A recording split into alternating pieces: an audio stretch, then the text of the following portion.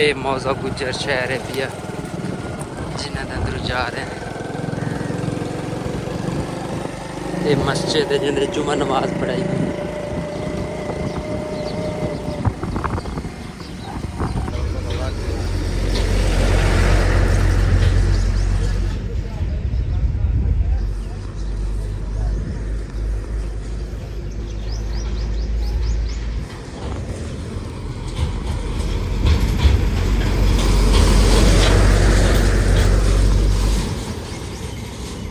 السلام علیکم جی ہاں. تو کیسے ہیں؟ امید ہے کہ ٹھیک ہوں گے، خیریت سے ہوں گے. الحمدللہ میں بھی ٹھیک ہوں اور خیریت سے ہوں.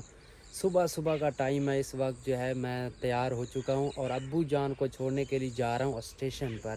اور ابو جان آج جا رہے ہیں ملتان اور کچھ دوائیاں لینی ہیں. دوائیوں کی وجہ سے آج جو ہے ملتان جا رہے ہیں اور میں ان کو چھوڑنے کے لیے جا رہا ہوں. اور چھوڑ کے پھر میں گھر جو ہے واپس آ جاؤں گا. ابو جان جو ہے اکیلے جائیں گے وہاں پر دوائیاں لے کے انشاءاللہ جو ہے آ جائیں گے. ابھی جو ہے نکلنے لگا ہوں. جیسے نکلتا ہوں آپ کو جو ہے آگے کا راستے کا ویو بھی دکھاتا ہوں کہ کون سے اسٹیشن پہ جا رہے ہیں اور کیسا وہاں کا ویو ہے اور کون سا شہر ہے. یہ بھی آپ نے دیکھنا ہے اور ولاگ کو شروع سے اینڈ تک دیکھنا ہے. تو ابھی جو ہے نکلنے والا ہوں. یہ آ گئے ہیں عیدگاہ نماز. یہ وہ سکول ہے بھی ہے جتنے میں پڑھائی کی تھی. یہ وہ سکول ہے، یہ سکول پڑھائی کی تھی. یہ موزہ گجر شہر ہے پیا جنہیں اندر جا رہے ہیں. یہ مسجد ہے جنہیں جمعہ نماز پڑھائی.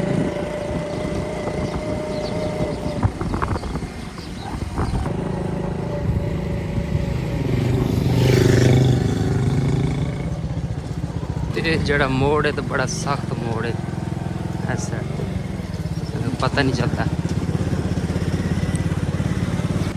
نور شاہ شہر یہ آ گئے ہیں. نور شاہ شہر تے ہوٹل ہے.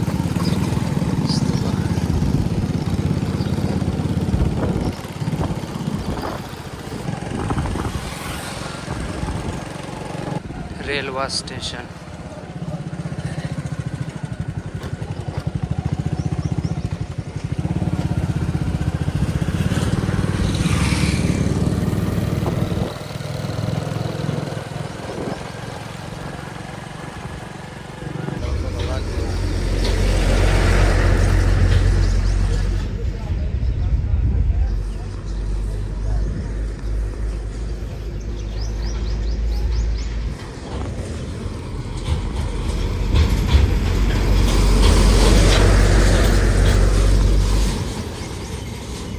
ابو چڑھاو تو بعد اس تو بعد پھر میں کم گیا سی. اس تو بعد ہم جا رہے ہیں گھر واپس.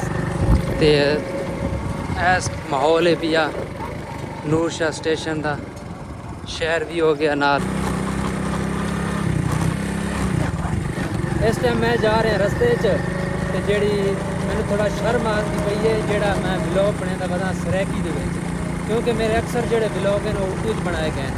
یہ فسٹ ولاگ ہے یا مقصد فسٹ سمجھو، یا کیونکہ 5-6 مہینہ بعد میں جڑا نا ولاگ بناتا پتا سریکی دے وچ مینوں شرم آ رہی ہے. کیونکہ جڑی ساری پیور سریکی جڑی ہے نا، پیور لینگویج سریکی ہے. اردو میں کراچی بولتا ہوں پھر اتنے بھی ولاگ جڑے بھی بنے نا تو ایویں بنے نا. تو اس وجہ سے میں تھوڑا شرم آتی رہی ہے. باقی جڑا میں پہنچنے والا اس ٹائم موزہ گجر کہ موڑ آ گیا. اس تو بعد میں جڑا ہے نا پہنچ جا سا موزہ گجر. یہ تو میں سکول بھی دکھایا کیونکہ اس سکول میں پڑھتے رہ گیا. اس سکول میں 5 پڑھائی کی تھی. اس تو بعد میں پڑھائی چھوڑ دیتی ہے. 5 تک کمپلیٹ کی تھی. 5ویں کے پیپر دے تو میں چھٹی کر دیتی ہے. تاں میں سکول دکھایا ہے کہ سکول میں پڑھائی کی تھی ہے. بھائی سمجھو کہ پڑھائی کی تھی، اچھی پڑھائی نہیں کی تھی، ایک نارمل پڑھائی کی تھی ہے. جو پڑھائی کی تھی جاتی اس طرح نہیں کی تھی. یہ نہیں آتا کہ استاد صحیح نہیں پڑھایا، استاد صحیح پڑھایا ہے. باقی خود پڑھن کی گل ہوتی، جڑا بندہ صحیح طرح پڑھے تو پھر پڑھائی ہوتی. یہ سارے جڑے اتنے دے روڈ ہیں پر سارے ترٹے پین. دیکھو میں اکثر لینگویج اردو دی لینگویج ولاگ بنانا. اج جڑا مینوں ولاگ بناونے تھوڑا شرم آندی پئی ہے کیونکہ میں سریکی بناتا پیا تاں میں پھر تھوڑا بولتا ہوں اسی وجہ تو. کیونکہ ہن تانوں پتہ ہے میں 5 مہینے 6 مہینے میں کراچی چ رہنا. تے 5-6 مہینے کراچی چ رہنا اردو بلاگنگ کردا وا اتنے آتے جڑا سریکی کردا تے پھر شرم آندی باقی گھر دے وچ بولنا تے شرم نہیں آندی اپنی جڑی پیور سریکی لینگویج ہے نا تے باقی تساں کمنٹ دسا ہے کہ جڑی سریکی زبان ہے وہ تانوں کیویں لگدی ہے